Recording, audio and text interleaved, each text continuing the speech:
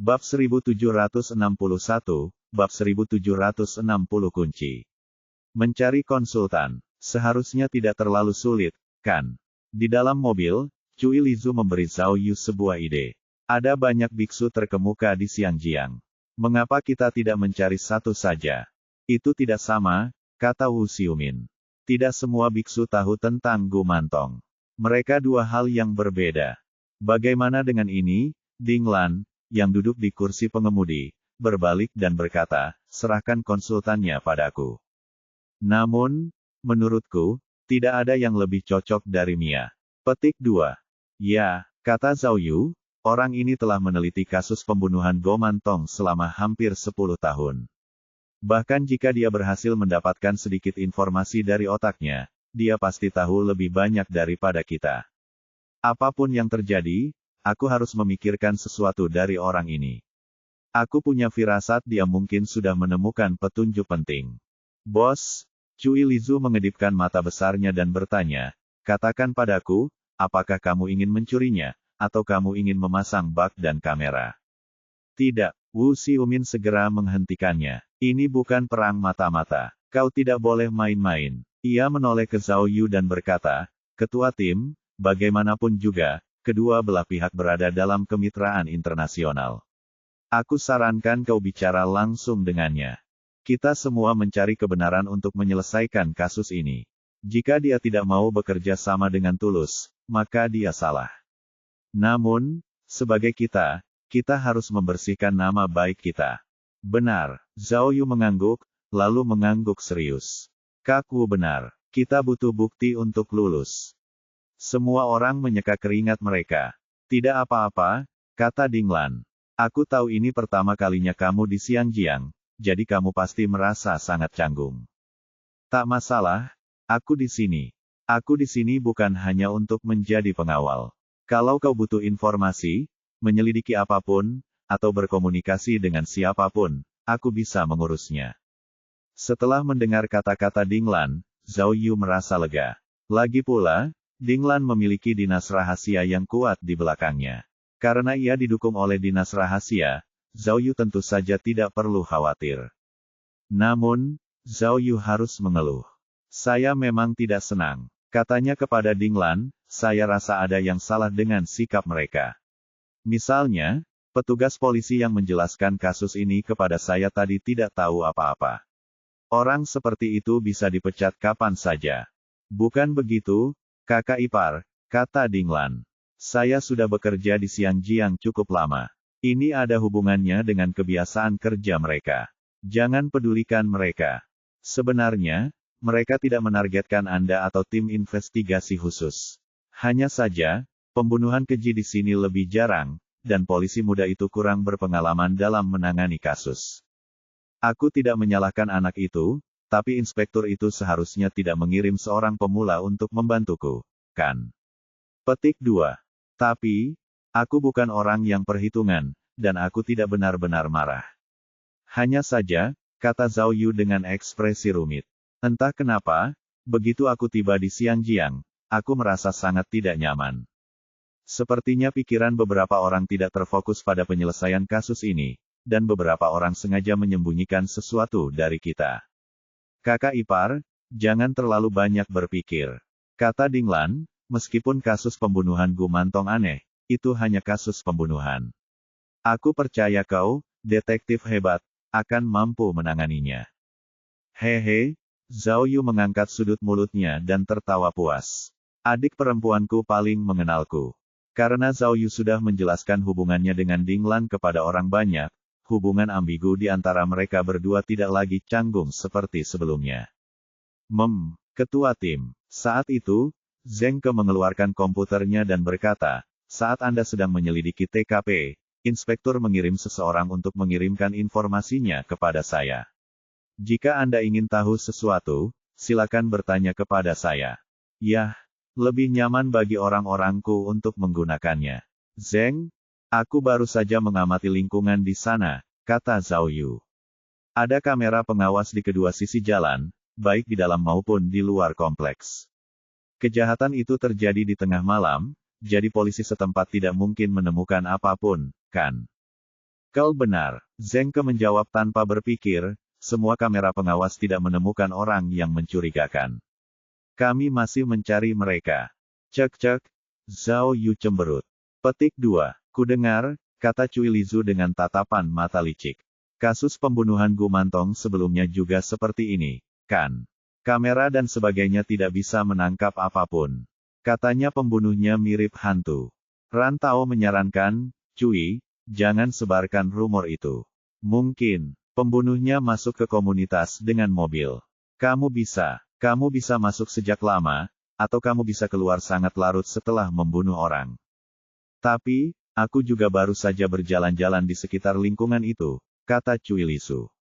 Kalau aku bisa menghindari semua kamera di lingkungan itu dan pergi ke rumah korban, tapi aku harus naik ke atas gedung dan turun, dan aku harus sangat akrab dengan pengawasan di lingkungan itu. Oh, Zhao Yu kemudian teringat profesi lama Cui Lizu dan bertanya dengan tergesa-gesa, lalu, bagaimana cara masuknya? Akhirnya kau menanyakan pertanyaan yang tepat. Pintu itu benar-benar sulit dimasuki. Cui Lizu menyeringai dan berkata, karena ada kunci internal di pintu itu.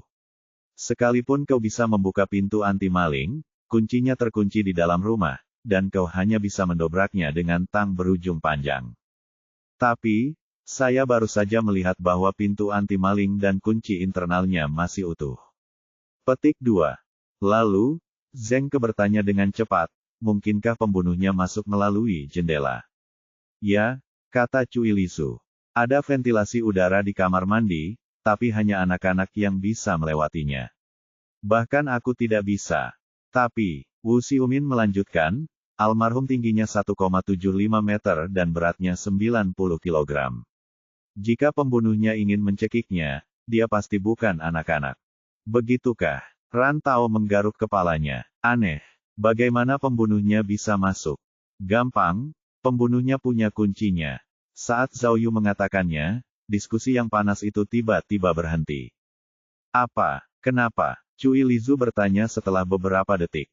Itu tertulis di laporan. Zhao Yu menunjuk informasi itu dan berkata, jenazah ditemukan oleh ayahnya. Setelah ayahnya membuka pintu anti pencurian, ia langsung masuk ke rumah dan menemukan jasadnya. Oh, batuk. Cui Lizu menepuk dahinya karena menyadari sesuatu. Korban tidak punya kebiasaan memasukkan sumbat ke kunci bagian dalam, kata Zhao Yu. Saya baru saja memeriksanya dengan teliti, dan tidak ada goresan pada sumbat kunci bagian dalam.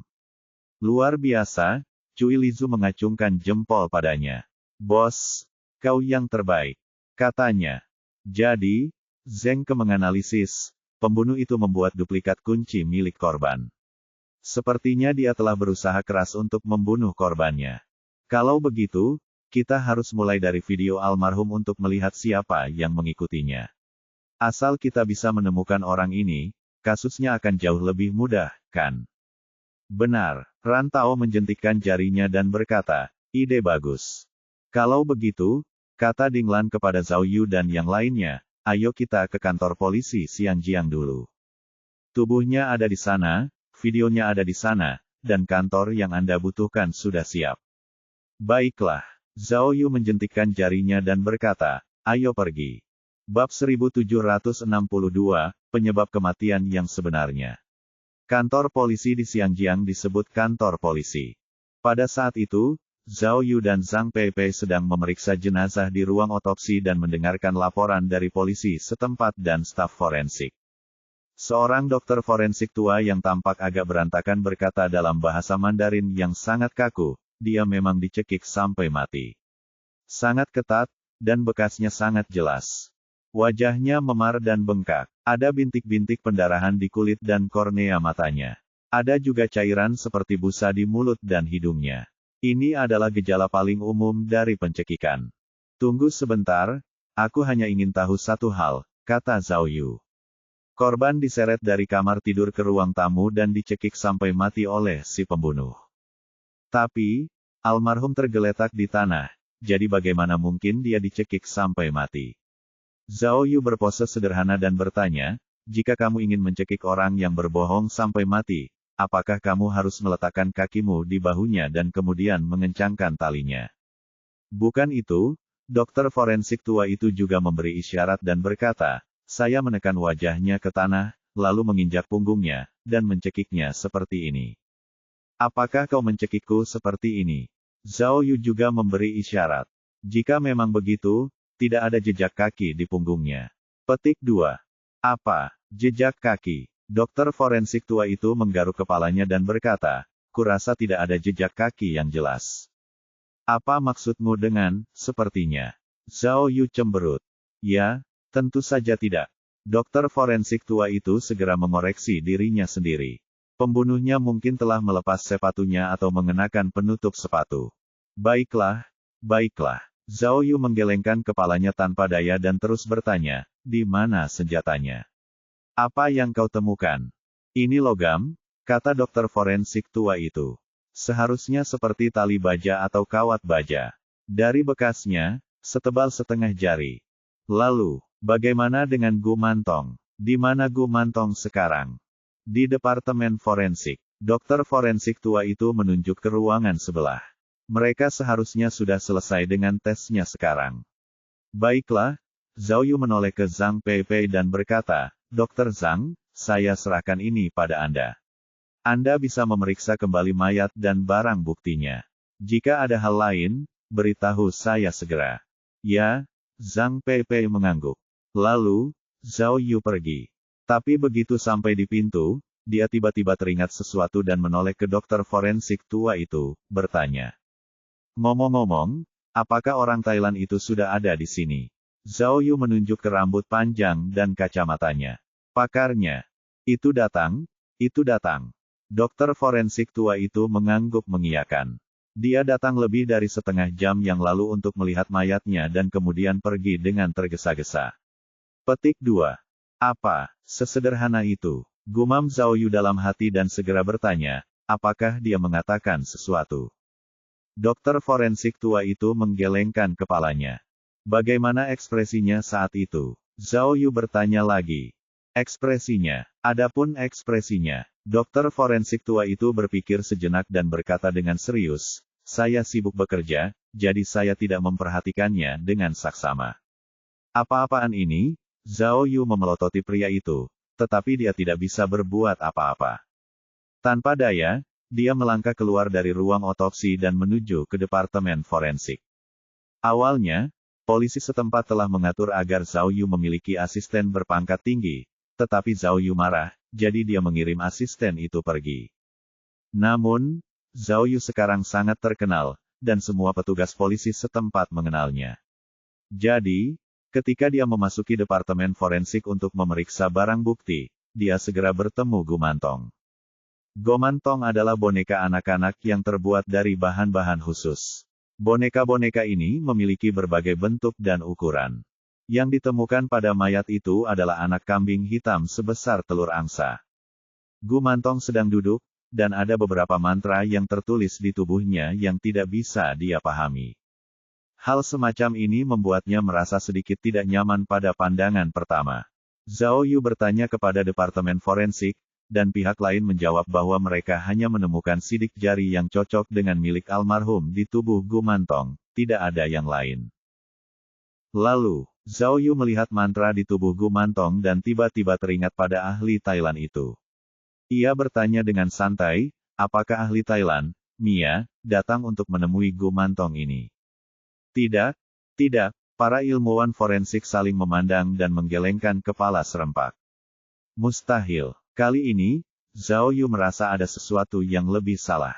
Jika ahli Thailand baru saja pergi ke ruang otopsi untuk memeriksa jenazah, mengapa dia tidak datang untuk memeriksa Gu Mantong? Juga, dokter forensik tua itu mengatakan bahwa dia hanya datang untuk melihat mayatnya dan kemudian pergi dengan terburu-buru. Dia pergi. Kemana dia pergi? Tidak. Zhao Yu merasa perilaku ahli Thailand itu semakin aneh. Ia segera meletakkan Gu Mantong dan meninggalkan departemen forensik. Begitu dia keluar pintu, dia menelepon Ding Lan. Halo, adik kecil, bukankah kamu bilang sebelumnya kalau aku bisa mencarimu kalau aku ingin berkomunikasi? Bisakah kamu membantuku menemukan pakar Thailand itu? Aku ingin bicara baik-baik dengannya. Tidak masalah, jawab Ding Lan tanpa ragu. Pergi ke tempat parkir sekarang, aku akan mengantarmu kepadanya. Setelah itu, Zhao Yu tidak kembali ke kantor untuk memimpin penyelidikan. Ia malah masuk ke mobil Dinglan dan pergi ke restoran barat yang sangat dekat dengan kantor polisi. Ruang 5. Dinglan menunjuk ke arah restoran dan berkata, dia sendirian. Kalian bisa ngobrol sendiri, aku tidak mau masuk. Luar biasa, Zhao Yu diam-diam terkesan. Dinas rahasia memang dinas rahasia, karena keberadaan semua orang berada dalam jangkauan mereka. Oleh karena itu, Zhao Yu masuk ke restoran barat dan segera melihat Profesor Mia dari kamar 5. Yang mengejutkannya, dokter itu sedang santai menyeruput kopi sambil membaca koran berbahasa Inggris. Namun, orang ini lebih waspada, dan Zhao Yu baru saja muncul ketika dia ditemukan oleh Profesor Mia. Oh, Mia meletakkan tangannya di atas kacamatanya dan menatap Zhao Yu dengan saksama. Ia tidak terkejut, jadi ia berkata, bukankah ini Tuan Detektif? Apa yang kau lakukan di sini? Zhao Yu tersenyum dan menyapanya, lalu duduk di hadapan dokter. Oh, Mia meletakkan korannya dan mengangguk ke arah Zhao Yu. Aku ingin tahu apakah kamu ingin berbicara denganku tentang kasus ini. Gu Mantong adalah kekuatanmu. Zhao Yu menangkupkan tinjunya dan berkata, aku harap kau bisa mengajariku. Oh, aku tersanjung, aku tersanjung. Mia cepat-cepat melambaikan tangannya dan berkata, kita seharusnya melakukan investigasi bersama. Kita hanya belajar dari satu sama lain. Lalu, Zhao Yu membuka telapak tangannya dan memberi isyarat, yang berarti, berhentilah membuang-buang waktu dan langsung ke bisnis. Hehehe, Mia seperti biasa mendorong kacamatanya ke atas dengan tangannya dan berkata, kasus ini tiruan yang ceroboh, bukan pembunuh Gu Mantong yang asli. Kau bisa tenang saja. Seperti yang diharapkan, Zhao Yu sudah menduga hasilnya akan seperti ini. Kalau tidak, Mia tidak akan meninggalkan Gu Mantong sendirian. Altar orang mati menghadap ke barat, ini adalah tabu besar untuk membangkitkan Gu Mantong. Dan, ikat pinggang almarhum terbuat dari kulit buaya, kata Mia. Dilarang menggunakan produk hewan liar, seperti gajah dan buaya, untuk membesarkan anak-anak Goman. Selain itu, aroma dan dekorasi di ruangan itu sepertinya bukan milik orang yang membesarkan Gu Mantong. Petik 2. Jadi, Gu Mantong itu seharusnya bukan korbannya. Oh, Zhao Yu sudah mengerjakan PR-nya sebelumnya, tapi dia jarang berhubungan dengan hal-hal seperti itu. Juga, lokasi bekas cekikan di leher korban salah, kata Mia. Saat pembunuh Gu Mantong mencekik seseorang, dia akan lebih dekat ke depan, dan bentuk bekas cekikan di leher salah. Jadi, ini pembunuhan tiruan yang sangat sederhana. Pembunuhnya sama sekali tidak tahu detail kasus anak Gu Men yang sebenarnya. Tiba-tiba, Mia menjadi linglung, seolah-olah dia sedang memikirkan sesuatu. Setelah menunggu lebih dari 10 detik, dia akhirnya merendahkan suaranya dan berbisik kepada Zhao Yu, aku tidak yakin apakah kau tahu bahwa penyebab sebenarnya kematian dalam kasus Gu Mantong bukanlah pencekikan. Ah, apa? Zhao Yu terkejut. Bab 1763, Tujuan Pembunuhan. Sepertinya kau benar-benar tidak tahu banyak tentang kasus ini. Kita perlu mengobrol baik-baik. Pada saat itu, Mia melambaikan tangan kepada pelayan. Pelayan, beri kami secangkir kopi lagi. Pelayan itu mengerti. Terima kasih, Zhao Yu berterima kasih padanya, sambil memikirkan apa yang baru saja dikatakan Mia. Meskipun ia telah membaca naskah Grimm dan berkas Juliet, ia belum pernah mendengar penjelasan lain tentang penyebab kematian dalam kasus remaja Goman. Ia yakin bahwa si pembunuh telah mencekik korban hingga tewas. Aduh, Mia mendesah dan berkata, inilah bagian paling menakutkan dari kasus Gu Mantong. Demi mencegah kepanikan masyarakat, baik pemerintah daerah kita maupun pemerintah negara lain tempat kasus Gu Mantong terjadi, mereka semua mengeluarkan larangan untuk mengungkap penyebab kematian yang sebenarnya. Lalu, Zhao Yu bertanya dengan heran, bagaimana dia mati? Kami telah membedah jenazah para korban. Penyebab sebenarnya kematian semua korban dalam kasus anak Goman bukanlah mati lemas, kata Mia dengan tatapan misterius. Semuanya meninggal karena penyebab non-eksternal, yaitu pecahnya otot jantung. Robeknya otot jantung. Zhao Yu bingung. Bukan karena faktor eksternal. Benar, kata Mia, dengan kata lain, boneka manusia ketakutan setengah mati.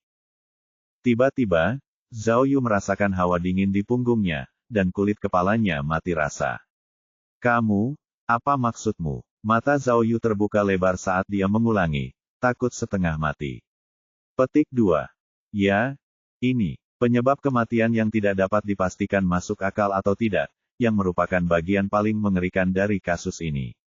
Kata Mia, kami menemukan bahwa korban kasus pembunuhan Go Mantong memiliki sejumlah besar epinefrin yang disekresikan di dalam tubuhnya. Kami juga menemukan jejak ACH, katafeol, dan zat lainnya. Zat-zat ini akan menyebabkan kejang arteri, yang menyebabkan arteri berkontraksi secara intens, menyebabkan tekanan darah meningkat secara intens, dan otak kekurangan oksigen. Setelah seseorang ketakutan, mekanisme pertahanan tubuh manusia akan mengalirkan banyak darah ke otak, jantung, dan organ-organ penting lainnya, yang akan menyebabkan pembuluh darah menyempit dan tangan serta kaki menjadi dingin. Dalam keadaan normal, betapapun takutnya seseorang, kemungkinan untuk mati ketakutan adalah kurang dari 1:10.000. Tapi kasus anak Goman berbeda, kata Mia serius. Sebelum korban ketakutan, si pembunuh mencekiknya.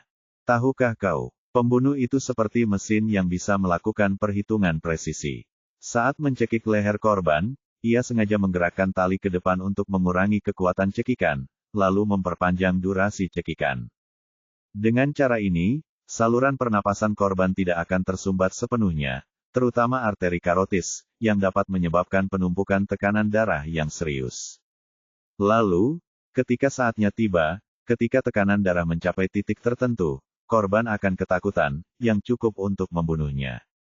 Pada saat itu, saraf simpatik akan terpancar ke seluruh organ tubuh, mengendalikan irama jantung. Pembuluh darah akan berkontraksi secara intens, dan detak jantung akan menjadi sangat cepat. Di bawah dampak darah yang begitu kuat, otot jantung akhirnya robek dan berdarah, menyebabkan korban meninggal. Ya Tuhan! Meskipun Zhao Yu tidak familiar dengan istilah-istilah teknis ini, dia tetap mengerti maksud Mia. Dia tidak menyangka para korban kasus Go Mantong semuanya ketakutan setengah mati. Jika ini disebarkan oleh media, konsekuensinya bisa dibayangkan. Pantas saja pemerintah semua negara telah mencapai kesepakatan diam-diam. Bahkan Grimm pun tidak tahu penyebab kematian yang sebenarnya. Sekarang kau tahu kenapa kasus ini begitu sulit dipecahkan, kan? Mia berkata dengan getir, fakta bahwa si pembunuh bisa menggunakan metode yang begitu rumit dan hebat untuk membunuh seseorang menunjukkan bahwa dia adalah orang yang sangat cakap. Akan sangat sulit untuk menangkapnya. Intinya adalah, Zhao Yu merenung sejenak, lalu bertanya, mengapa dia melakukan itu? Jika hanya untuk membunuh, seharusnya ada cara yang lebih sederhana. Mungkinkah dia tidak melakukannya hanya untuk membunuh? Benar, ekspresi Mia tiba-tiba berubah serius. Aku tahu apa yang dia coba lakukan. Dia ingin orang-orang salah paham bahwa kasus pembunuhan Go Mantong bukan ulah manusia, melainkan ulah dewa hantu atau Go Mantong sendiri. Mendengar apa yang dikatakan Mia, Zhao Yu merasa rambutnya berdiri tegak, dan tangan serta kakinya menjadi dingin. Kami telah meneliti selama bertahun-tahun, meskipun kami belum menangkap pembunuhnya, kami dapat memahami secara kasar alasan pembunuhannya. Mia melanjutkan, semua orang yang dibunuhnya memiliki kebiasaan membesarkan Go Mantong. Terlebih lagi, motif mereka membesarkan Go Mantong jelas tidak murni. Kami sudah memeriksa, dan semua korban memiliki catatan buruk. Mereka tidak menyediakan tempat bagi Go Mantong untuk berdoa demi keselamatan mereka sendiri, melainkan berharap Go Mantong akan mencelakai lawan mereka demi memuaskan keinginan egois mereka sendiri. Oh, Zhao Yu mengangguk. Artinya, si pembunuh ingin membunuh orang-orang yang menggunakan Go Mantong untuk melakukan hal-hal buruk. Jadi, dia pasti orang yang pernah disakiti oleh Go Mantong sebelumnya. Ya, kami sampai pada kesimpulan yang sama, tapi Mia menggelengkan kepalanya tanpa daya. Orang ini sangat berhati-hati dan tidak pernah membuat kesalahan. Kami telah menangkap banyak tersangka, tetapi pada akhirnya, kami berhasil menyingkirkan mereka. Mungkin, ada lebih dari satu pembunuh. Zhao Yu menganalisis, atau mungkin itu sekte jahat. Ai, tidak ada gunanya mengatakan semua ini sekarang, Mia mendesah. Sejak 2015, kasus pembunuhan Go Mantong telah berhenti. Saya pikir dia melakukan kejahatan lain di Xinjiang. Sepertinya itu hanya alarm palsu. Petik 2. Mungkin kasus anak Goman akan tercatat dalam sejarah selamanya, seperti Jack the Ripper, dan menjadi misteri baru yang belum terpecahkan. Lalu, pelayan membawakan kopi untuk Zhao Yu. Jangan berkecil hati. Zhao Yu menyesap kopinya dan menasihati, bahkan jika pembunuhnya sudah mati, bukan berarti kita tidak bisa menemukan kebenarannya. Coba selidiki lagi. Mungkin petunjuk kebenaran tersembunyi dalam beberapa kasus terakhir yang dia tangani. Lagi pula, aku tidak percaya ada kejahatan yang sempurna di dunia ini. Semakin banyak kejahatan yang dilakukan seseorang, semakin besar kemungkinan dia akan terbongkar. Masuk akal, masuk akal, Mia memikirkan kata-kata Zhao Yu, lalu mengangguk dan berkata, kau benar-benar mengingatkanku. Beberapa kasus terakhir memang menunjukkan kondisi mental yang berbeda. Entah tubuh si pembunuh bermasalah, atau kondisi mentalnya telah berubah. Kau benar, sebaiknya aku kembali dan menyelidikinya untuk melihat apakah ada yang belum kutemukan sebelumnya. Oh, ia mengangkat kepalanya dan berkata kepada Zhao Yu dengan kagum, setelah kau selesai dengan kasus Xinjiang, apakah kau tertarik untuk bekerja sama denganku? Baiklah. Zhao Yu mengangkat bahu. Tergantung situasinya. Tapi, dia menunjuk Mia dan bertanya, kasus Xinjiang. Apa kau tidak akan menanganinya? Ya, aku di sini untuk pembunuh Go Mantong. Kata Mia, karena sudah terbukti bahwa kasus ini tidak ada hubungannya dengan pembunuh Go Mantong, tentu saja aku tidak ada hubungannya. Saya sudah memesan tiket pesawat untuk besok pagi. Untuk kasus ini, saya hanya bisa mendoakan semoga sukses. Tapi, katanya tulus, saya percaya pada kemampuanmu. Kasus ini seharusnya tidak menjadi masalah bagimu. Bab 1764, tidak bisa dipermalukan. Setelah itu, Zhao Yu dan Mia mengobrol sebentar lagi sampai mereka menghabiskan kopi mereka. Tanpa diduga, meskipun Mia orang asing, mereka berdua rukun. Mengenai kasus pembunuhan Go Mantong, Mia tidak menyembunyikan apapun dan menceritakan hampir semua yang diketahuinya. Dia memberitahu Zhao Yu bahwa alasan dia mengatakan yang sebenarnya adalah karena dia berharap suatu hari nanti, kebenaran kasus ini akan terungkap. Pada akhirnya, dia sekali lagi mengungkapkan harapannya agar Zhao Yu berkesempatan pergi ke Asia Tenggara di masa mendatang untuk membantunya dalam penyelidikan. Tentu saja, Zhao Yu juga sangat sopan kepada mereka.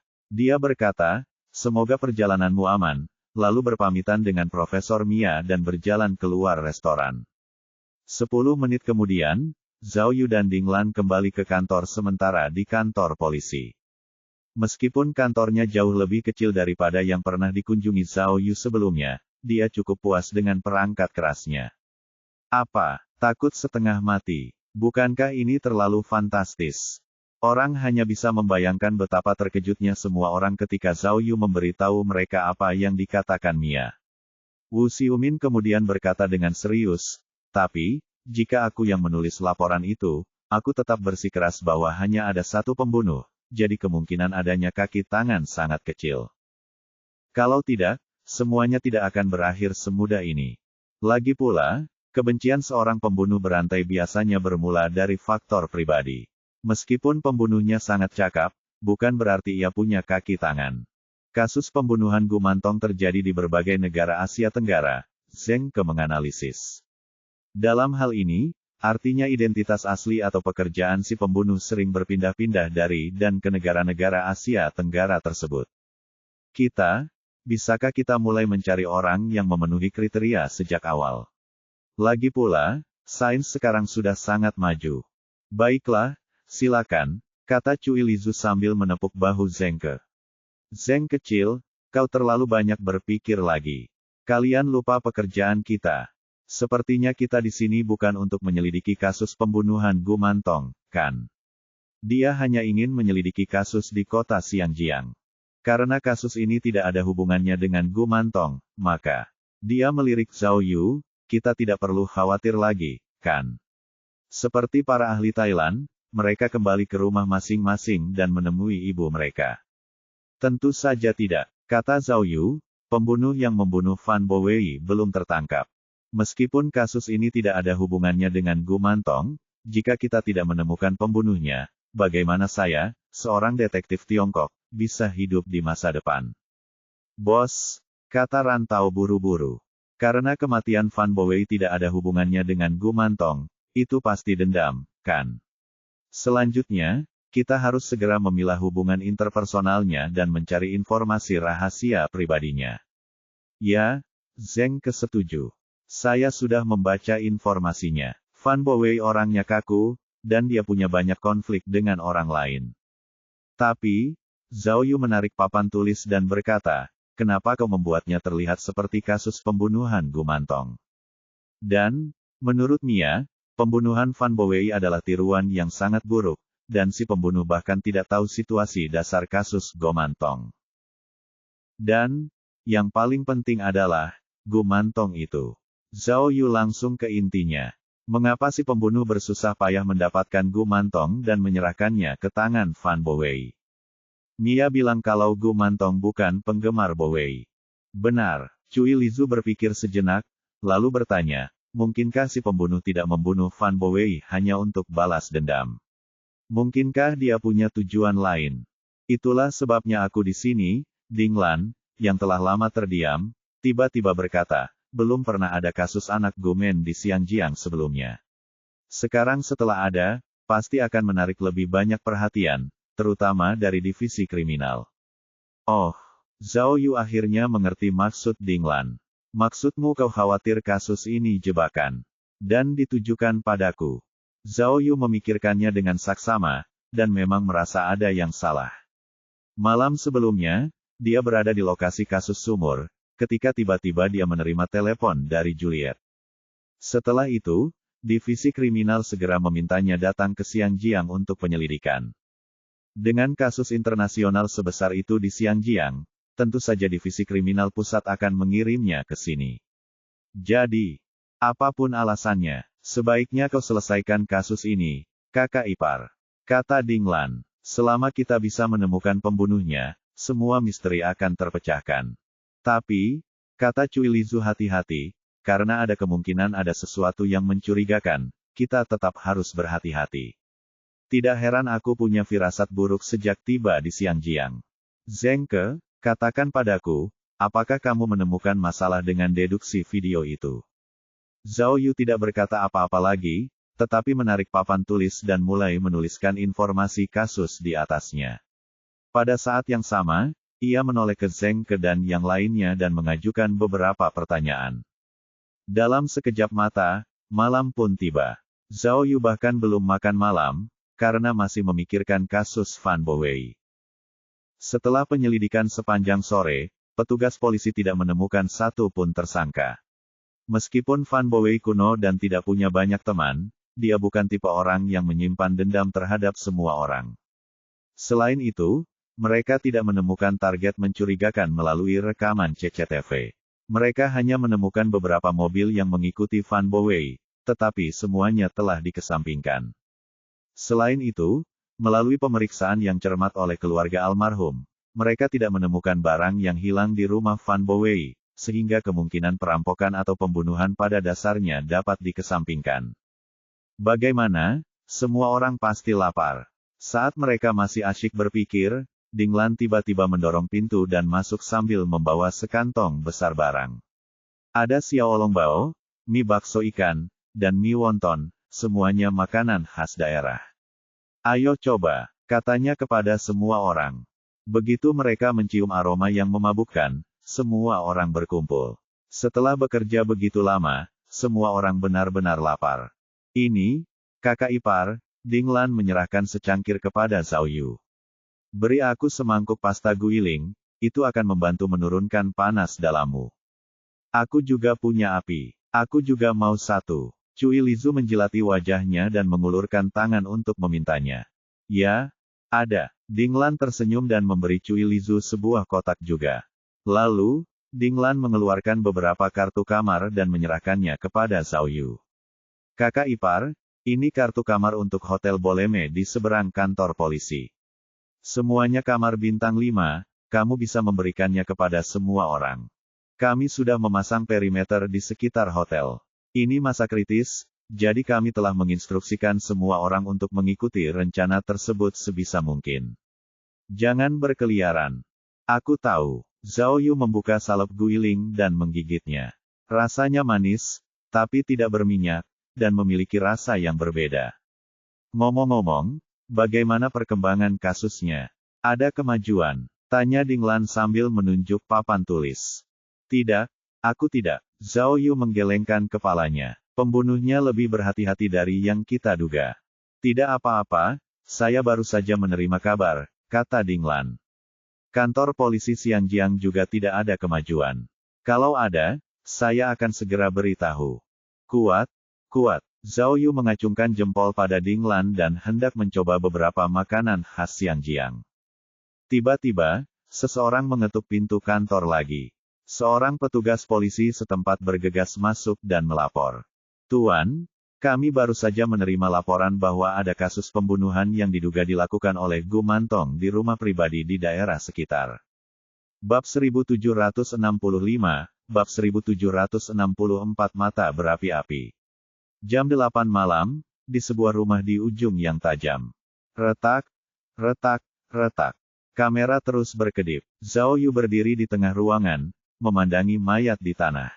Lampunya redup, dan ruangannya didekorasi dengan cara yang agak menyedihkan dan aneh. Nama almarhum adalah Huang Lichan. Zheng Ke mulai melapor kepada Zhao Yu. Dia adalah penanggung jawab galangan peti kemas pelabuhan. Dia berusia 51 tahun, sudah bercerai, memiliki 2 anak, dan putranya tinggal bersamanya. Menurut perkiraan awal, almarhum meninggal sekitar pukul 4 sore ini. Penyebab kematiannya diduga karena sesak napas setelah diikat dengan tali. Orang pertama yang menemukan mayat itu adalah putranya. Ia menemukan tempat kejadian perkara setelah pulang kerja. Menurut pengakuannya, dia mengatakan bahwa saat memasuki lokasi kejadian, pintu sudah terbuka. Setelah mendengarkan laporan Zheng Ke, Zhao Yu berjongkok dan menyentuh lengan orang mati itu dengan tangannya yang bersarung tangan. Seekor kambing emas tiba-tiba muncul. Saya sudah bertanya, kata Zheng Ke. Gu Mantong ini dibiayai oleh almarhum sendiri. Putra almarhum bisa membuktikannya. Dokter Zhang, pada saat ini, Zhao Yu melihat Zhang Peipei memeriksa tubuhnya dan bertanya dengan tergesa-gesa, bisakah Anda yakin dia meninggal karena mati lemas? Tujuan Zhao Yu menanyakan pertanyaan ini sudah jelas. Ia ingin memastikan apakah kasus pembunuhan itu hanya rekayasa. Jika korban benar-benar meninggal karena sesak napas, berarti kasus ini sama dengan kasus pertama, dan tidak ada hubungannya dengan kasus pembunuhan Gu Mantong yang sebenarnya. Zhang Peipei mengangguk dan berkata, dari ciri-ciri permukaannya, kemungkinan kematian akibat sesak napas sangat tinggi. Namun, jika kita ingin mendapatkan kesimpulan yang tepat, kita harus menunggu sampai setelah pembedahan. Baiklah, kalau begitu kau yang akan membedahnya, kata Zhao Yu, untuk melihat apakah almarhum ketakutan atau ada luka robek di otot jantungnya. Dipahami. Petik 2. Sambil berbicara, Zhao Yu mengamati mayat itu lebih dekat. Meskipun wajah orang mati itu mengerikan, dia tidak tampak sangat ketakutan. Selain itu, kasus-kasus pembunuhan Gu Mantong sebelumnya semuanya dilakukan pada malam hari, tetapi kasus ini terjadi pada sore hari. Jelas ada perbedaannya. Namun, meski begitu, Zhao Yu tidak berani menunda, jadi dia segera berkata kepada Zheng Ke, Zheng kecil, bantu aku menghubungi pakar Thailand dan minta dia datang dan memastikannya. Baiklah, kata Zheng Ke. Pada saat ini, Zhao Yu mengangkat kepalanya dan mengamati lingkungan di ruangan itu. Ia bisa melihat altar yang memancarkan cahaya aneh, meja persembahan berisi makanan ringan, dan banyak meja dupa. Lingkungan ini jelas berbeda dari korban pertama, penggemar Bowie. Apa yang sedang terjadi? Zhao Yu tak bisa menahan diri untuk tidak ragu. Jelas, pasti ada hubungan antara kedua kasus tersebut, tetapi ada juga perbedaan yang jelas. Gu Mantong milik Fan Bowie bukan miliknya, tetapi Gu Mantong milik Huang Lichan justru sebaliknya. Apa yang diinginkan si pembunuh? Setelah itu, Zhao Yu mengamati tempat kejadian perkara, lalu kembali ke kantor polisi untuk memimpin penyelidikan. Papan tulis lain ditambahkan, dan Zhao Yu menuliskan informasi Huang Liqian di sana. Ketua tim, kata Zheng Ke sambil memegang informasi itu. Setelah penyelidikan awal, kami tidak menemukan hubungan apapun antara Huang Liqian dan Fan Bowei. Kami perlu menyelidiki lebih lanjut. Oh, Zhao Yu mengangguk. Dan, Zheng Ke menambahkan, soal pakar Thailand yang Anda minta saya hubungi, saya tidak tahu kenapa saya belum bisa menghubunginya. Saya sudah bicara dengan Ding Lan. Dia bilang akan menghubungi. Baiklah, bos. Cui Lizu menunjuk ke papan tulis dan berkata, kenapa aku merasa kedua kasus ini agak canggung. Begini, kasus pertama adalah kasus Fan Bowei. Kasusnya terjadi malam hari, dan pintu terakhir terkunci. Tapi yang kedua terjadi di sore hari, dan pintunya terbuka. Kurasa si pembunuh tidak punya logika, kan? Bukankah itu agak terlalu santai? Petik 2. Benar, Zhao Yu menggelengkan kepalanya. Aku juga sedang memikirkan ini. Jika si pembunuh membunuh karena Gu Mentong, yang pertama jelas tidak masuk akal. Bos, tepat saat dia selesai berbicara, Rantau tiba-tiba berlari masuk dari luar pintu, memegang ponselnya dan melapor kepada Zhao Yu dengan tergesa-gesa, lihat, aku menemukan orang yang mencurigakan. Saat berbicara, dia memutar video di ponselnya dan menjelaskan. Lihat, ini terekam dari kamera pengawas di sisi timur rumah Fan Bowei. Saat itu pukul 7 pagi. Perhatikan baik-baik, dia menunjuk ke video itu. Apakah Anda melihat orang dewasa bersama seorang anak? Zhao Yu melihat dalam rekaman CCTV bahwa ia melihat seorang anak membawa tas sekolah ke sekolah, berjalan bersama seorang pria parubaya berpakaian biru. Keduanya bertukar pandang. Sekilas, semua orang akan mengira ayah sedang menyekolahkan anaknya. Tapi, lihat ini. Rantau membuka video lain dan berkata, ini kamera dari seberang jalan. Itu video beberapa menit yang lalu. Lihat. Zhao Yu melihatnya dan tiba-tiba mengerti apa yang dimaksud Rantau. Beberapa menit yang lalu, dalam video tersebut, anak yang membawa tas sekolah itu sendirian. Jadi, kata Rantau, dari mana orang ini berasal? Kau lihat.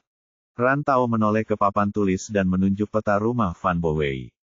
Inilah lokasi kedua kamera pengawas. Di antara kedua kamera itu terdapat dinding timur perumahan Fan Bowei. Saat ini, jika si pembunuh memanjat tembok untuk keluar, dia akan berada di jalan tempat anak itu berada. Oh, aku mengerti, kata Cui Lizu, pembunuh itu menggunakan anak ini untuk menyamar. Dia melihat seorang anak di jalan dari atas tembok, jadi dia memanjat tembok dan keluar untuk mendekati anak itu. Dengan cara ini, bahkan jika kita menangkapnya dari pengawasan, kita hanya akan berpikir bahwa dia adalah orang tua biasa yang menyekolahkan anaknya. Ya, dan, Rantau menunjuk ke video itu. Orang ini membawa tas kanvas, yang bisa menyembunyikan senjatanya. Itu tali yang digunakan untuk mencekik seseorang. Keren, kakak Tao. Cui Lizu menamparkan Rantau dengan keras dan bertanya, kapan kamu belajar punya mata yang jeli? Kamu bisa melihat menembus penyamaran sekuat itu. Bos. Rantau tampak sangat bangga, tetapi ia segera berkata, aku sudah mengirim orang untuk mencari anak ini. Hanya ada satu sekolah di dekat sini, jadi kita seharusnya bisa segera menemukannya. Selama kita menemukannya, kita akan tahu apakah pria ini tersangka. Petik 2. Kalau begitu, kata Zheng Ke, kirimkan aku foto tersangka, dan aku akan mencoba mencari tahu identitasnya. Oke. Keduanya segera pergi ke komputer Zheng Ke dan memutar videonya. Namun, meskipun dia mungkin menemukan beberapa petunjuk, Zhao Yu bahkan lebih bingung. Jika orang itu benar-benar tersangka, itu sudah cukup untuk membuktikan bahwa dia orang yang cerdas, berhati-hati, dan berani. Namun apa tujuannya melakukan hal ini? Kenapa dia ingin membunuh Fan Bowei? Dan Huang Liqian? Apakah dia juga mati di tangannya? Didi. Saat ia sedang berpikir, ponsel Zhao Yu berdering, dan sebuah nomor tak dikenal muncul di sana. Suara Ding Lan terdengar di ujung telepon. Kakak ipar, kita dalam masalah. Kamu harus segera datang. Ah, Zhao Yu tertegun. Ada apa? Kemana? Aku di Jalan Nanfeng, cepatlah, kata Ding Lan dengan sungguh-sungguh. Mia sudah mati. Petik 2. Bab 1766, Bab 1765 kasus kejahatan meningkat. Jalan Nanfeng terletak di selatan Pulau Xiangjiang. Untuk sampai ke sana, seseorang harus melalui terowongan bawah laut. Untungnya, tidak banyak mobil di malam hari, jadi Zhao Yu hanya butuh waktu sekitar 1 jam lebih untuk tiba di tempat kejadian. Karena mereka masih harus memeriksa jenazah baru, Zhao Yu harus meminta Zhang Peipei untuk meninggalkan pekerjaan pemeriksaan dan mengikutinya ke tempat kejadian.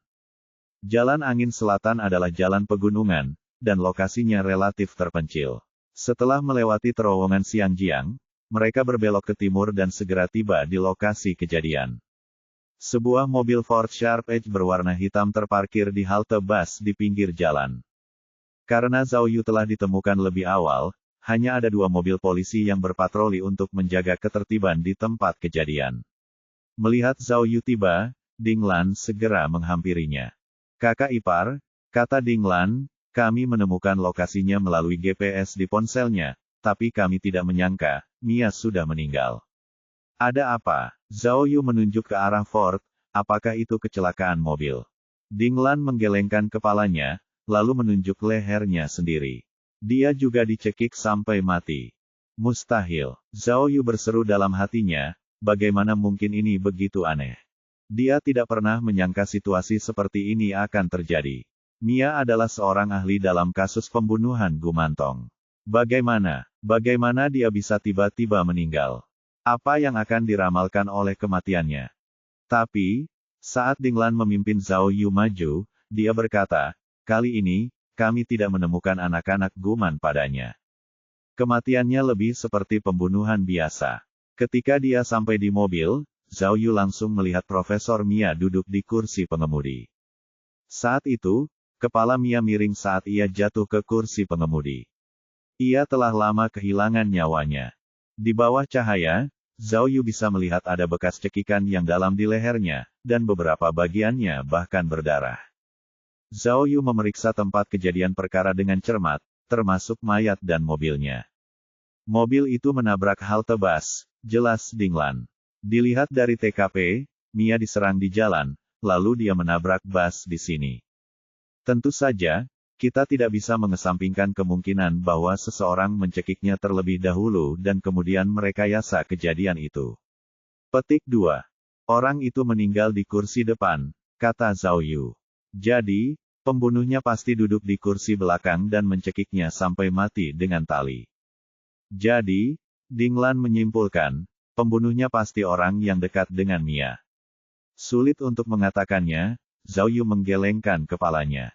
Jika si pembunuh bersembunyi di kursi belakang mobil terlebih dahulu, lalu mengejutkannya, itu mungkin.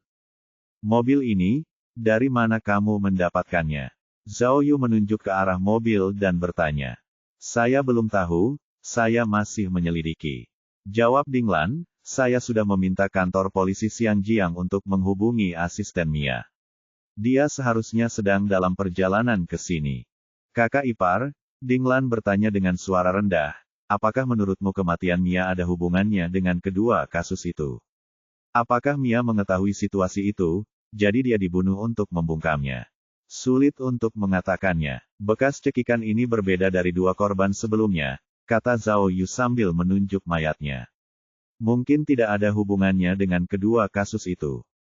Jika Mia terbunuh karena dia mengetahui sesuatu, mengapa dia datang ke tempat yang begitu jauh?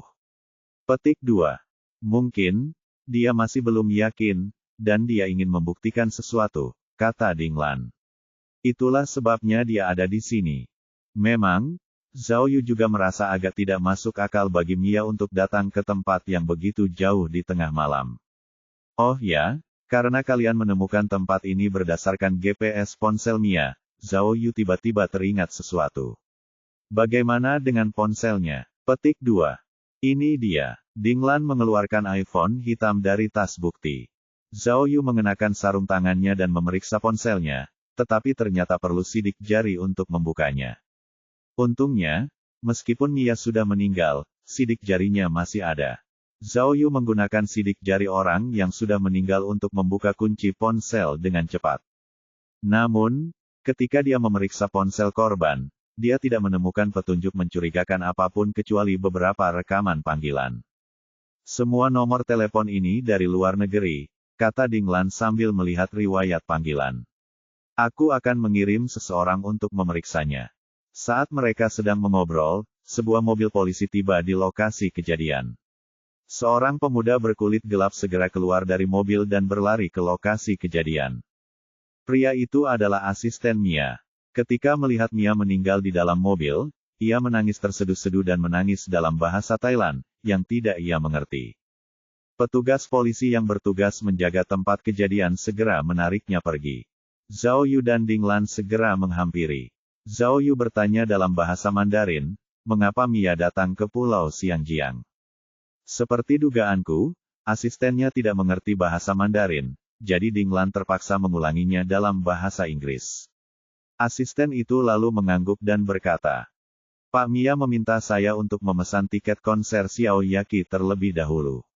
Asisten itu berkata, beliau akan pergi ke Stadion Pulau Xiangjiang untuk menonton konser.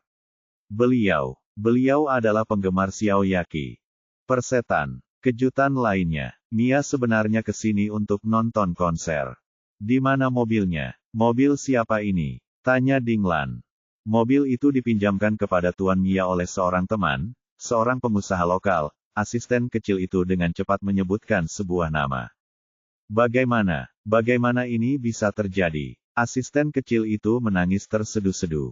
Pak Mia, kenapa dia meninggal? Siapa yang membunuhnya?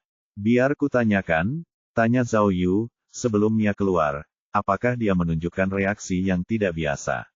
Apakah dia menerima panggilan telepon atau melihat seseorang? Setelah Ding Lan mengulangi ceritanya, asisten itu menjawab, tidak ada yang aneh. Tuan Mia hanya menjelaskan situasinya kepada kantor polisi Xiangjiang dan memastikan bahwa kasus itu bukanlah kasus pembunuhan Gu Mantong yang sebenarnya. Lalu dia pergi ke konser. Soal teleponnya, dia melihat ponsel di tangan Zhao Yu sekilas. Ya, ini ponsel Tuan Mia. Petik 2. Tapi, dia masih punya yang putih. Petik 2. Apa? Dia punya 2 ponsel? Tanya Ding Lan. Baik, jawab asisten itu, dia punya yang putih, juga Apple. Itu untuk kerja. Mendengar ini, Zhao Yu segera berbalik dan menjentikkan jarinya ke arah Zhang Peipei yang sedang memeriksa mayat. Namun, Zhang Peipei menggeledah mayat itu lagi dan tidak menemukan ponsel White. Setelah itu, Zhang Peipei dan tim forensik kembali menggeledah seluruh mobil, tetapi mereka tetap tidak menemukannya. 10 menit kemudian, Ding Lan melapor ke Zhao Yu. Kakak ipar, sudah dipastikan bahwa konser Xiao Yaqi diadakan di Stadion Huang Zhushan malam ini.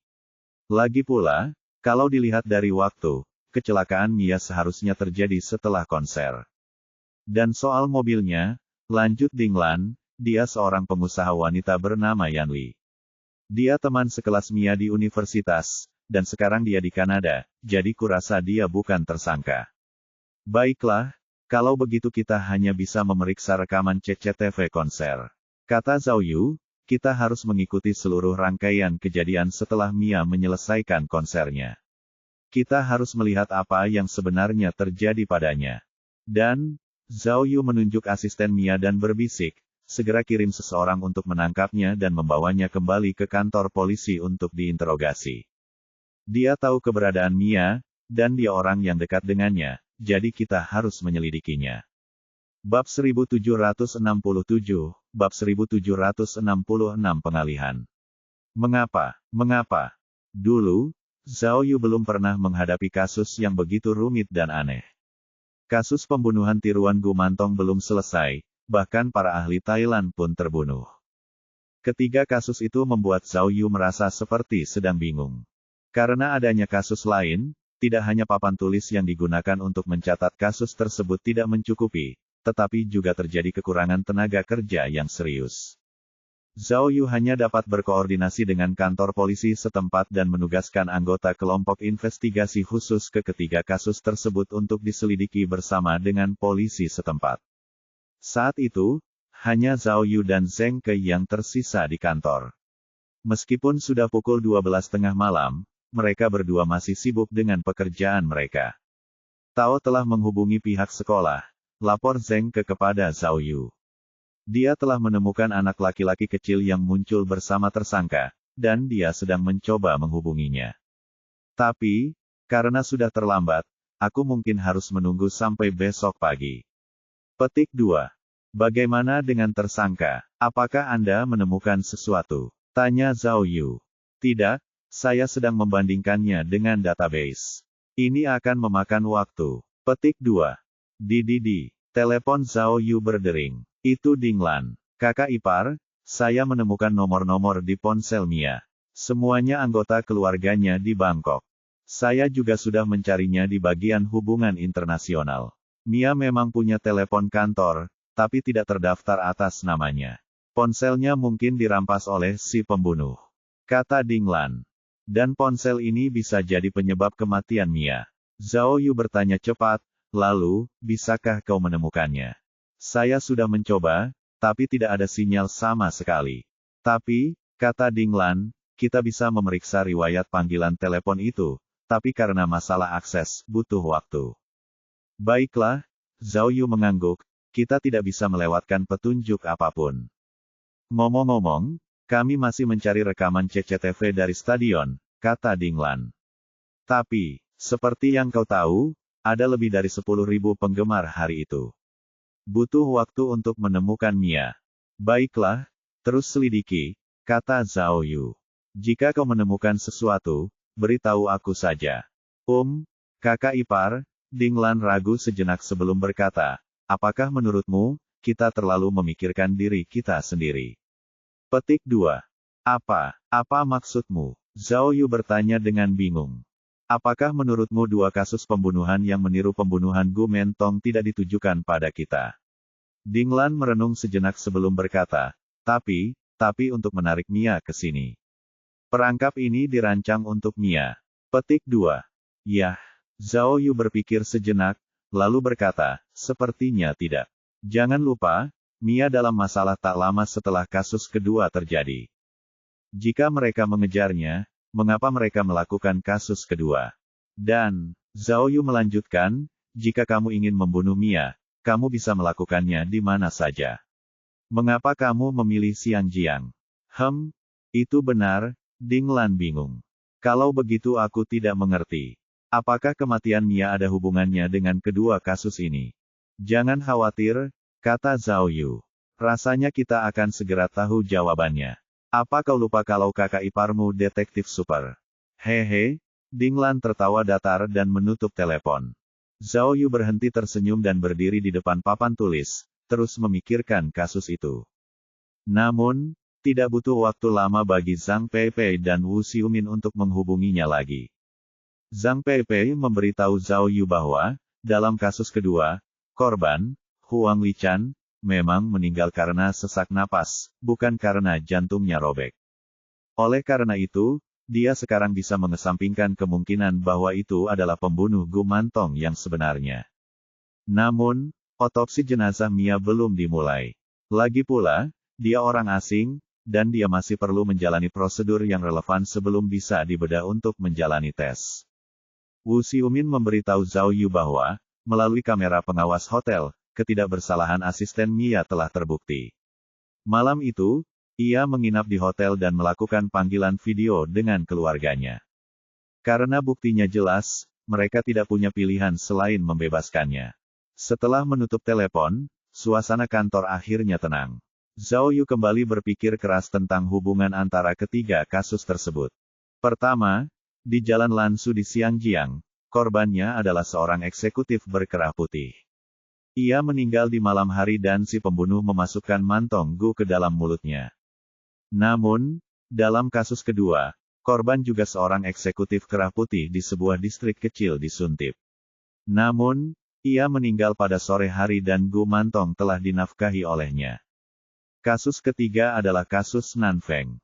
Almarhum adalah seorang ahli Thailand, Dr. Mia. Ia meninggal di dalam mobil yang dipinjamnya pada malam hari, tetapi tidak ada Gu Mantong di tangannya. Entah kenapa, ketiga kasus ini tampak sangat berkaitan, tetapi ketika dianalisis bersama-sama, terdapat begitu banyak persamaan dan perbedaan. Waktunya tidak tepat, tempatnya tidak tepat, identitasnya tidak tepat, waktu di antara mereka tidak tepat, gumantong juga tidak tepat. Beberapa pintu terkunci, beberapa terbuka, dan beberapa ditinggalkan begitu saja di dalam mobil. Petik 2. Apa yang ingin dilakukan si pembunuh? Begitu saja, Zhao Yu berdiri di depan 3 papan tulis, mondar-mandir, berpikir keras. Sama seperti sebelumnya, berdiri di depan papan tulis, ia merasa bahwa kebenaran kasus ini sangat dekat dengannya, tetapi ia belum menemukan poin kuncinya. Poin kuncinya adalah, memikirkan poin-poin penting dalam benaknya, mata Zhao Yu hampir secara alami tertuju pada 3 kata, gumantong. Itu benar, semua kasus disebabkan oleh gumantong. Kemudian, mungkinkah poin kuncinya adalah, dia tiba-tiba teringat bahwa setelah Mia terbunuh, dia tidak memiliki gumantong di tangannya. Apa artinya ini? Ini berarti, Zhao Yu merenungkan hal ini sejenak, lalu matanya tiba-tiba berbinar. Ia segera membalik papan tulis, membalik papan yang bertuliskan pembunuhan Mia. Dengan cara ini, hanya 2 kasus pembunuhan yang meniru gumantong yang tersisa di depannya. Jika, Zhao Yu berpikir, jadi, kematian Mia tidak ada hubungannya dengan kedua kasus ini. Bisakah dia menemukan sesuatu? Mia sudah bilang, setidaknya untuk kasus Fan Bowei, tiruan si pembunuh sangat buruk, yang berarti dia bahkan belum mengerjakan PR-nya pada kasus pembunuhan gumantong yang sebenarnya. Kemudian, mengapa dia ingin membunuh penggemar Bowei? Pembunuhan balas dendam. Tidak, tiba-tiba, Zhao Yu mendapat ide. Sepertinya dia memikirkan hal yang sangat penting. Bagaimana jika si pembunuh tidak membunuh penggemar Bowei karena balas dendam? Lalu, apalagi alasan yang mungkin ada? Dan, ada korban kedua, Huang Liqian. Jika kematian kedua orang ini bukan karena balas dendam, dan bukan karena gumantong, lalu apalagi yang bisa terjadi?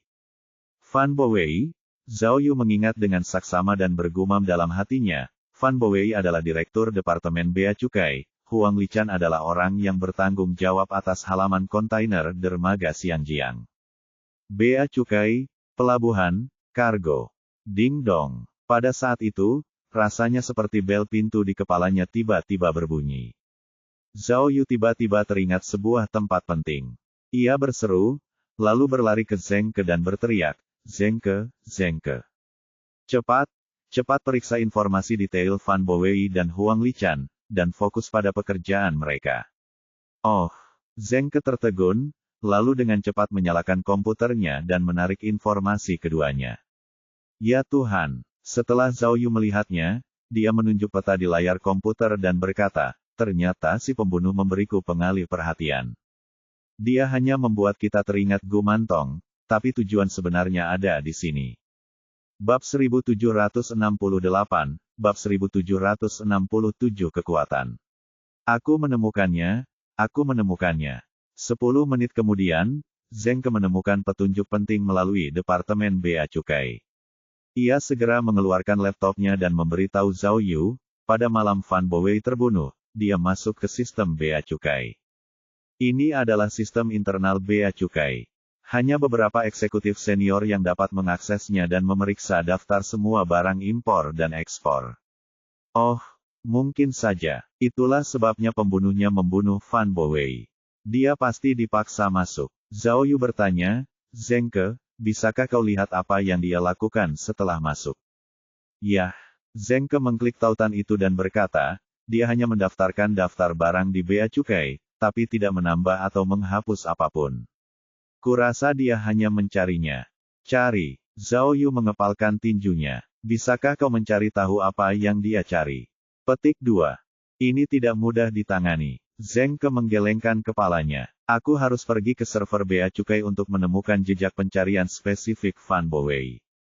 Namun, menurut petugas Bea Cukai, fokus utama Fan Bowei adalah pada barang-barang kontainer. Saya menduga dia sedang mencari lokasi pasti kontainer tertentu. Kontainernya, bagaimana kalau? Zhao Yu bertepuk tangan. Korban kedua, Huang Lichan, adalah penanggung jawab pabrik kontainer. Titik awal kasus ini sama sekali bukan Gu Mantong. Gu Mantong hanya mencoba mengalihkan perhatian kita. Dan pembunuhnya benar-benar mencari wadah. Zeng kebingung. Mengapa kamu menemukan wadah seperti itu? Kamu bahkan berani membunuh orang untuk itu. Tidak ada gunanya mengatakan semua ini sekarang. Zhao Yu berkata, kita harus menemukan wadah ini untuk mengetahui apa isinya. Lagi pula, Huang Lichan baru saja meninggal belum lama ini, kata Zhao Yu. Sekarang sudah malam, jadi kalau kita bertindak cepat, kita mungkin bisa menyusul mereka. Petik 2. Lalu, saya akan menghubungi petugas bea cukai dan melihat apakah mereka bisa menggunakan pencarian jejak untuk mengetahui kipas kontainer mana yang dicari Bo Wei. Tapi, ketua tim, tanya Zeng Ke lagi, haruskah kita lapor ke halaman kontainer sekarang? Apa tidak ada petugas keamanan di sana? Kau tahu betapa besarnya dermaga Xiangjiang. Kata Zhao Yu, kalau kita tidak menemukan lokasi pastinya, kita akan terus mencari tanpa tujuan. Lagi pula, orang-orang ini datang dengan persiapan. Saya rasa keamanan di halaman kontainer tidak bisa menghentikan mereka. Baiklah, aku akan bergegas. Begitu Zeng Ke mengangkat teleponnya, ponsel Zhao Yu tiba-tiba berdering.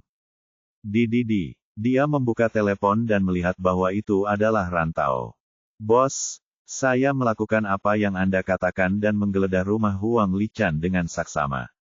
Anda benar, kali ini, saya benar-benar menemukan sesuatu. Oh, apa itu? Kartu kerja Huang Lichan hilang. Putranya mengatakan bahwa kartu itu adalah kartu akses ke tempat kerja Huang Lichan. Kartu itu biasanya diletakkan di laci, tetapi ia tidak dapat menemukannya setelah mencari di lemari. Lalu, saya menghubungi unit Huang Lichan. Mereka juga mengatakan bahwa kartu kerja selalu dibawa. Aku akan memotong. Zhao Yu tiba-tiba berdiri dan berteriak pada Zeng Ke, hubungi kantor polisi Xiangjiang dan minta mereka mengirim bala bantuan ke halaman kontainer dermaga Xiangjiang. Petik 2. Rantau, katanya melalui telepon, kalau tidak salah, para pembunuh sekarang menggunakan kartu kerja Huang Lichan untuk melakukan kegiatan kriminal di halaman kontainer. Beritahu unit Huang Lichan untuk memeriksa penggunaan kartu kerja Huang Lichan. Di mana kartu tersebut digunakan, menunjukkan di mana masalahnya. Ya, Rantau menyadari pentingnya masalah ini dan segera pergi untuk menyelidiki sesuai dengan instruksi Zhao Yu. Zhao Yu segera mengenakan pakaiannya dan langsung berlari ke pintu masuk utama kantor polisi. Tepat saat dia berlari keluar dari kantor polisi, mobil Dinglan tiba. Dinglan melakukan drift yang indah, dan mobilnya berhenti mendadak tepat di sebelah Zhao Yu. Setelah mereka masuk ke dalam mobil, Dinglan melemparkan pistol ke Zhao Yu. Jangan khawatir, kata Dinglan, anak buahku sedang menuju ke dermaga kargo. Kalau pembunuhnya benar-benar ada di sana, kurasa detektif gila sepertimu tidak perlu melakukannya sendiri. Setelah itu, Dinglan menginjak gas, dan mobilnya melaju kencang menuju dermaga. Kakak ipar, aku tidak mengerti, saat mereka sedang mengemudi, Dinglan bertanya kepada Zhao Yu, bagaimana kamu bisa mendapatkan ide ini dalam waktu sesingkat itu? Aku masih memikirkan Gu Mantong. Kata Zhao Yu dengan rendah hati, inilah yang namanya kekuatan, kan? Aku tidak punya pilihan, hehe. Kau benar, bagian paling licik dari pembunuhnya ada di sini. Kemudian, Zhao Yu mulai menjelaskan alasannya. Jika mereka membunuh Fan Bowei dengan mudah, kita pasti akan menyelidiki semua detail tentang Fan Bowei, termasuk pekerjaannya. Namun, kemunculan tiba-tiba Gu Mentong membuat kasus ini menjadi tidak biasa. Jadi, mata kami hanya tertuju pada Gu Mantong, tapi kami mengabaikan identitas almarhum. Tentu saja, bagaimana mungkin semua ini lolos dari mataku yang tajam? Zhao Yu berkata dengan bangga, ketika kasus kedua muncul, aku memikirkan tempat kerja Huang Lichan, dan pikiranku tiba-tiba menjadi jernih. Oh, jadi, tanya Dinglan, kasus ini mungkin ada hubungannya dengan kontainer di dermaga. Kau membunuh seseorang hanya untuk menemukan kontainer. Ini sudah cukup untuk menunjukkan betapa pentingnya barang-barang ini. Zhao Yu mengangguk. Kalau ini kasus penyelundupan biasa, pasti tidak akan menimbulkan keributan sebesar ini. Skala kasus ini jelas tidak kecil. Jadi, saya sudah mengajukan permohonan dukungan. Xiangjiang namanya. Apa ya namanya? Tim Flying Tiger, iya. Tapi, Dinglan mengerutkan kening dan bertanya, kalau begitu, kenapa Mia terbunuh? Jangan bilang, kasusnya tidak ada hubungannya dengan kedua kasus ini. Aku tidak bisa memastikannya, tapi, Zhao Yu menunjuk ke depan dan berkata, mari kita lihat seberapa beruntungnya kita hari ini. Semoga para penjahat itu belum mendapatkan apa yang mereka inginkan. Kalau mereka sudah kabur, akan sulit untuk menangkap mereka. Didi. Tepat saat Zhao Yu selesai berbicara, Rantau memanggilnya lagi. Bos, berhasil lagi. Kata Rantau bersemangat, ada laporan dari loket. Katanya kartu kerja Huang Lican sudah dipakai di dermaga 6 sejam yang lalu. Dermaga 6. Zhao Yu buru-buru memberi isyarat kepada Dinglan, yang menginjak pedal gas, seolah-olah dia akan terbang. Rantau, beritahu orang-orang di halaman kontainer untuk tidak bertindak gegabah, kata Zhao Yu. Para perampok ini datang dengan persiapan. Mereka bahkan mungkin membawa senjata. Kita tunggu sampai bala bantuan kita tiba. Aku mengerti, tapi, kata Rantau cemas, sudah 1 jam, apakah kita masih bisa sampai tepat waktu? Seharusnya tidak ada masalah. Kata Zhao Yu, mereka sudah bersusah payah. Mustahil mereka hanya mengambil barang kecil. Pertunjukan kita akan segera dimulai. Bab 1769, Bab 1768 Perselingkuhan Ganda. Wus! Di halaman pengiriman yang penuh dengan kontainer, terdengar suara tabrakan yang keras. Mobil MPV anti peluru Dinglan menabrak sebuah truk pickup yang sedang berusaha kabur. Truk itu terguling 2 kali sebelum miring ke satu sisi. Saat truk pickup terguling, tiba-tiba terdengar suara baling-baling dari udara, dan sirene polisi terdengar dari segala arah. Dalam sekejap mata, puluhan mobil polisi bergegas mendekat. Bang bang bang. Saat pintu mobil terbuka, ratusan Flying Tiger bersenjata mengepung mobil tersebut. Pada saat yang sama, heksagram di benak Zhao Yu juga terlintas. Sistem mengingatkan Zhao Yu bahwa heksagram Gen Qian Kanzen telah berakhir, dan ia telah memperoleh tingkat penyelesaian super tinggi, yaitu 607%. Selain alat dan poin yang diberikan sistem, ia juga berhasil memperoleh lingkup universal. Selain itu, karena sebelumnya ia bertaruh lebih dari 2.400 poin dengan tingkat penyelesaian 600% ke atas, kali ini ia juga berhasil menghasilkan banyak uang sesuai keinginannya. Termasuk semua poinnya, total poinnya telah mencapai 50.000 poin yang mencengangkan. Dia baru setengah jalan menuju peningkatan sistem berikutnya. Tentu saja, karena heksagram tersebut, Zhao Yu tidak memiliki banyak ekspektasi terhadap operasi penangkapan di galangan kontainer pelabuhan Xiangjiang. Dia tahu bahwa, bagaimanapun juga, dalam heksagram yang dia buka kali ini, hanya heksagram Qian yang muncul, bukan heksagram Kun yang mewakili suatu peristiwa besar. Petik 2. Kalau itu heksagram Kun, ceritanya pasti beda. Namun, meskipun Zhao Yu tahu tidak akan terjadi hal besar, para penjahat di depannya masih sedikit berbeda dari yang dia duga. Ini karena mereka hanya beranggotakan 4 orang dan sebuah mobil. Mereka tidak membawa senjata ampuh apapun, bahkan pistol pun tidak. Sekitar 10 menit yang lalu, ketika Zhao Yu dan Dinglan tiba di halaman kontainer nomor 6, ia menggunakan drone tak terlihat untuk mengamati situasi. Ia melihat sekelompok orang sedang mengerjakan sebuah kontainer besar. Ketika dia mendekat, dia melihat mereka sedang memindahkan barang-barang dari kontainer dan memuat kotak-kotak kardus ke truk pickup mereka. Pada akhirnya, sebelum Zhao Yu dan Dinglan sempat berbuat apa-apa, helikopter dari tim Flying Tigers tiba. Para perampok yang panik tidak punya pilihan selain masuk ke mobil dan melarikan diri, tetapi Dinglan kebetulan menabrak mereka, yang menyebabkan kejadian sebelumnya. Setelah truk pickup itu terguling, anggota Flying Tiger yang bersenjata lengkap menyerbu ke depan dan dengan cepat menguasai keempat penjahat tersebut. Seluruh proses penangkapan berjalan sederhana dan jelas, tanpa ketegangan apapun. Beberapa menit kemudian, Keempat penjahat itu dikawal oleh anggota Flying Tigers dalam barisan di lapangan terbuka dan berlutut di tanah. Zhao Yu mengeluarkan foto-foto di ponselnya dan membandingkannya satu persatu. Ketika ia membandingkannya dengan foto keempat, mata Zhao Yu berbinar. Ia melihat bahwa inilah pria yang muncul di dekat rumah Fan Bowei, berpura-pura menjadi ayah seorang anak sekolah. Dengan cara ini, kasusnya sudah menjadi sangat jelas bahkan sebelum interogasi dimulai. Kematian Fan Bowei dan Huang Lichan sudah pasti adalah perbuatan mereka. Tentu saja, kasus ini baru bisa dianggap setengah selesai saat ini. Kemudian, Zhao Yu dan Ding Lan berjalan menuju truk pickup yang terbalik. Mereka melihat ada banyak kardus di dalam truk pickup, beberapa di antaranya rusak akibat kecelakaan. Tidak mungkin. Zhao Yu terdiam. Ia menggelengkan kepalanya ke arah Ding Lan dan berkata, "Kupikir dengan keributan sebesar ini, itu akan menjadi semacam produk eksklusif. Ini semua, uang." Petik 2. Ran Tao, yang baru saja tiba, datang kepada Zhao Yu dan melapor, "Ketua tim, kelima penjahat ini menguasai penjaga keamanan malam di halaman barang ke-6, dan kemudian masuk dengan membawa kartu Huang Lichan." Petik 2. Para penjaga keamanan semuanya baik-baik saja. Mereka telah diselamatkan. Zhao Yu mengangguk, matanya menatap uang itu lagi.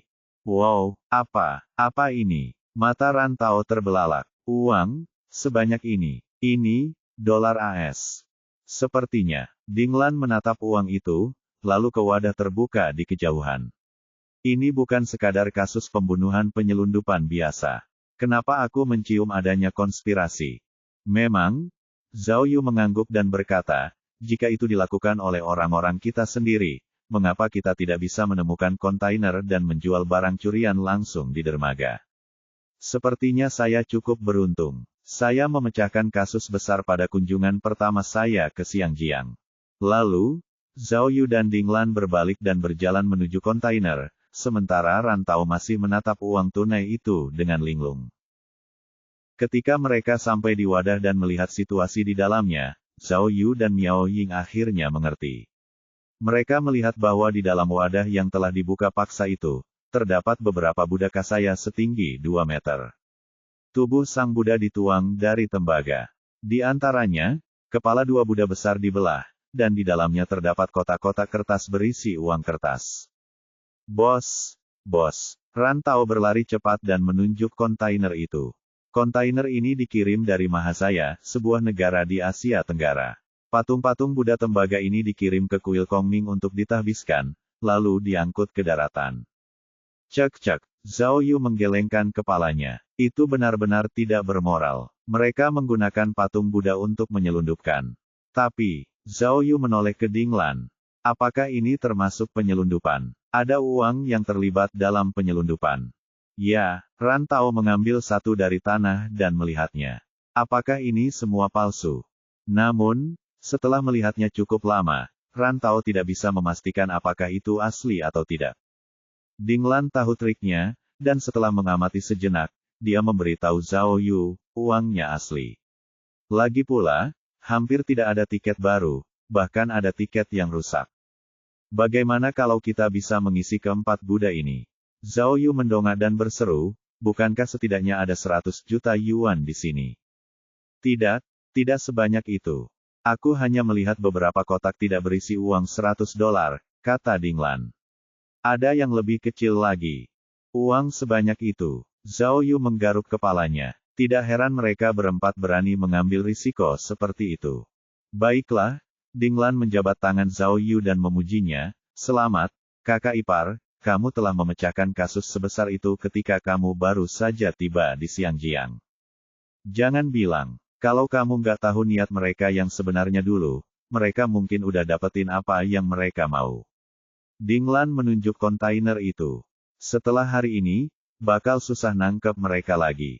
Syukurlah kamu nemu mereka tepat waktu. Tidak, ini semua berkatku. Oh, tidak, ini bukan hanya berkatku, Zhao Yu mengoreksinya. Ini tak terpisahkan dari usaha semua orang. Tapi, Zhao Yu melihat beberapa tersangka yang dibawa ke mobil polisi dan berkata kepada Ding Lan, misi kita belum berakhir. Jangan lupa, dari ketiga kasus itu, kita masih kehilangan satu. Memikirkan pembunuhan para ahli Thailand, Ding Lan langsung mengangguk. Kalau begitu, ayo kita kembali ke kantor polisi dan menginterogasi mereka. Mari kita lihat apakah mereka ada hubungannya dengan kematian Mia. Petik 2. Bab 1770, Bab 1769 mati karena keserakahan. Keesokan harinya, pukul 8 pagi, di kantor tim investigasi khusus kepolisian Xinjiang. Wu Xiumin menyerahkan laporan interogasi kepada Zhao Yu. Setelah interogasi tadi malam, keempat orang tersebut mengakui pembunuhan Fan Bowei dan Huang Lichan, serta menyerang penjaga halaman kontainer dan mencuri uang tunai. Ternyata mereka berempat adalah pengedar narkoba dari Mahasaya. Mereka adalah bawahan seorang gembong narkoba terkenal di Mahasaya. Kali ini, mereka datang ke Xinjiang untuk mengambil uang dolar AS yang disembunyikan di patung Buddha Tembaga. Seluruh proses kejahatan ini dapat ditelusuri kembali ke kudeta yang terjadi belum lama ini di Mahasaya. Mahasaya adalah sebuah negara kepulauan merdeka di Asia Tenggara. Karena letak geografisnya yang istimewa, banyak pulau di sekitarnya terlibat dengan pengedar narkoba dari seluruh dunia. Negara ini selalu dikenal sebagai segitiga emas laut, dan sejumlah besar narkoba mengalir keluar dari sana setiap tahun. Selain itu, pemerintah daerah sudah lama bersekongkol dengan para pengedar narkoba dan terkenal jahat. Namun, belum lama ini, kaum reformis Mahasaya tiba-tiba muncul dan melancarkan kudeta di ibu kota, menggulingkan faksi lama dan membentuk pemerintahan baru. Setelah itu, pemerintahan baru bertekad untuk menghapus rasa malu lama dan segera bergabung dengan militer berbagai negara untuk melakukan pembersihan bersama yang belum pernah terjadi sebelumnya terhadap para gembong narkoba yang bersembunyi di wilayah Mahasaya. Di antara mereka, ada seorang pria bernama Polo Ahong, pemimpin para pengedar narkoba di sana. Ia memiliki firasat bahwa kekuatannya telah hilang. Untuk mempertahankan kekuatannya, ia menuangkan semua dana narkoba yang terkumpul ke dalam patung Buddha Perunggu dan mengirimkan patung Buddha Perunggu itu ke Xinjiang. Setelah itu, dia membawa keluarganya ke Xinjiang untuk mencari Buddha Tembaga dan melanjutkan hidupnya sebagai orang kaya. Namun, sebelum ia sempat mundur dengan selamat, tentara koalisi telah menyerang sarang lamanya. Ia dan keluarganya tewas dalam operasi pembersihan, tetapi keempat anak buahnya cukup beruntung untuk selamat. Mereka berempat berkumpul dan mendiskusikannya. Mereka merasa ini adalah kesempatan besar untuk meraup untung besar. Selama mereka bisa menemukan keempat Buddha, mereka akan bisa mendapatkan lebih banyak uang daripada yang bisa mereka belanjakan dalam 10 kehidupan. Namun, mereka hanyalah orang-orang biasa dari Polo Ahong. Meskipun mereka terlibat dalam transfer uang dan tahu bahwa patung-patung Buddha itu dikirim ke Xinjiang, mereka tidak tahu di mana patung-patung Buddha itu disimpan dan kemana mereka diangkut. Lagi pula, yang paling merepotkan adalah Boro Ahong pasti punya bawahan lain yang selamat. Orang-orang itu juga pasti mengincar patung Buddha, jadi mereka harus bertindak cepat selagi masih ada kesempatan. Oleh karena itu, mereka berempat akhirnya berhasil menyelinap ke Xinjiang. Namun, ketika mereka pergi ke terminal kargo Xinjiang, mereka tercengang. Ada begitu banyak kontainer, tetapi mereka tidak tahu di mana patung Buddha itu disimpan. Mereka tidak punya pilihan selain menenangkan diri dan bertanya-tanya selangkah demi selangkah. Akhirnya, melalui banyak penyelidikan, mereka berempat mendapatkan informasi lebih lanjut. Mereka mengetahui bahwa Direktur Departemen Bea Cukai, Fan Bowei, dapat membantu mereka menemukan lokasi patung Buddha, dan Huang Lichan, yang bekerja di galangan kontainer dermaga, dapat membantu mereka mentransfer uang kertas di dermaga. Awalnya, mereka hanya ingin menggunakan cara paling sederhana, yaitu menyandera Fan Bowei dan Huang Lichan, untuk memaksa mereka menemukan lokasi patung Buddha dan memindahkan barang-barang di dalamnya. Namun, keempat orang ini cukup licik. Mereka tahu bahwa akan butuh waktu lama untuk mentransfer uang di patung Buddha itu. Jika mereka hanya mengancam kedua orang itu, mereka akan mudah terbongkar. Jadi, mereka sudah memendam niat membunuh sejak saat itu, tidak ingin membiarkan siapapun hidup. Namun, mereka segera menyadari bahwa mereka tidak dapat membunuh orang tersebut, karena setelah pembunuhan, polisi akan segera menyelidiki pekerjaan korban dan segera mengalihkan perhatian mereka ke bea cukai atau dermaga. Jika itu terjadi, mereka akan kehilangan nasi daripada mencoba mencuri ayam. Jadi, pada saat yang genting itu, salah satu orang yang bernama Mi yang tiba-tiba punya rencana dan memikirkan ide Gumantong. Hal ini karena, dalam kasus pembunuhan berantai Gumantong, 2 di antaranya terjadi di Mahasaya, sehingga mereka masih mengingatnya dengan jelas. Mi yang merasa bahwa jika mereka dapat menyamarkan TKP sebagai kasus pembunuhan Gumantong, mereka dapat mengalihkan perhatian polisi dan menciptakan pengalihan perhatian. Selain itu, ketika mereka menyelidiki Huang Lichan, mereka juga menemukan bahwa ia memiliki kebiasaan menafkahi Gumantong. Mereka dapat memanfaatkan ini untuk mencapai tujuan mereka sendiri.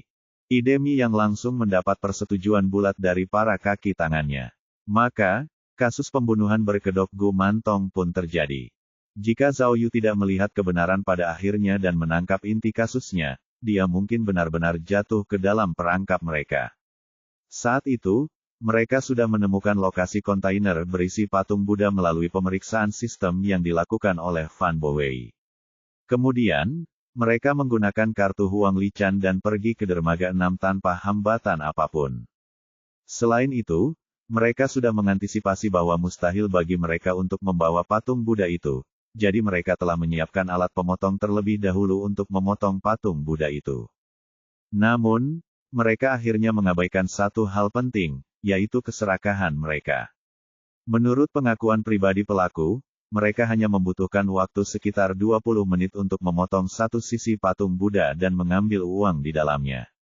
Jika mereka berhenti tepat waktu dan membawa mobil itu pergi, mereka pasti bisa menghindari penangkapan Zhao Yu dan yang lainnya. Sayangnya, hati seorang pria tidak tenang. Melihat truk pikap yang tidak terisi penuh, mereka berempat tanpa ragu memotong patung Buddha kedua. Pada akhirnya, keserakahan merekalah yang akhirnya membawa kehancuran mereka. Saat mereka menyadarinya, penyesalan sudah terlambat. Luar biasa, luar biasa. Pada saat ini, Inspektur Cheng Jiajun masuk ke kantor dan memuji Zhao Yu dan yang lainnya, kalian benar-benar detektif yang jenius. Untung kita bertemu denganmu. Kalau tidak, kita akan mendapat masalah besar. Hahaha, semuanya baik-baik saja sekarang, kata Inspektur Cheng dengan ekspresi riang. Tidak hanya membuktikan bahwa kedua kasus itu tidak ada hubungannya dengan kasus pembunuhan Gumantong, tetapi juga membantu kami memecahkan kasus penyelundupan besar senilai ratusan juta. Detektif Zhao, kontribusi Anda sungguh luar biasa. Besok malam, kami akan mengadakan konferensi pers dan pesta perayaan di kantor polisi. Pada saat itu, Kepala Inspektur juga akan. Zhao Yu tidak berminat mendengarkan omong kosong Inspektur Cheng. Ia berjalan ke papan tulis dan mengalihkan pandangannya ke papan tulis ketiga. Setelah menginterogasi keempat penjahat itu, dia sekarang tahu bahwa mereka tidak ada hubungannya dengan kematian Mia. Mereka berempat mengaku tidak tahu siapa Mia. Lagi pula, mereka sibuk mempersiapkan patung Buddha malam itu dan tidak punya tenaga untuk memperhatikan hal lain. Jadi, kematian Mia seharusnya tidak ada hubungannya dengan dua tiruan Gumantong ini. Karena memang begitulah, Zhao Yu mengerutkan kening dan punya firasat buruk. Jika kematian Mia tidak ada hubungannya dengan kedua kasus itu, lalu apa lagi yang bisa menyebabkan kematiannya? Mungkinkah itu? Mungkinkah itu? Tiba-tiba, Zhao Yu teringat percakapannya dengan Mia. Saat itu, Zhao Yu memberinya beberapa arahan untuk menyelidiki kasus ini. Zhao Yu masih ingat bahwa alis Mia mengendur setelah mendengar itu, seolah-olah dia memikirkan sesuatu. Mungkinkah kematiannya ada hubungannya dengan kasus pembunuhan Gumantong yang sebenarnya?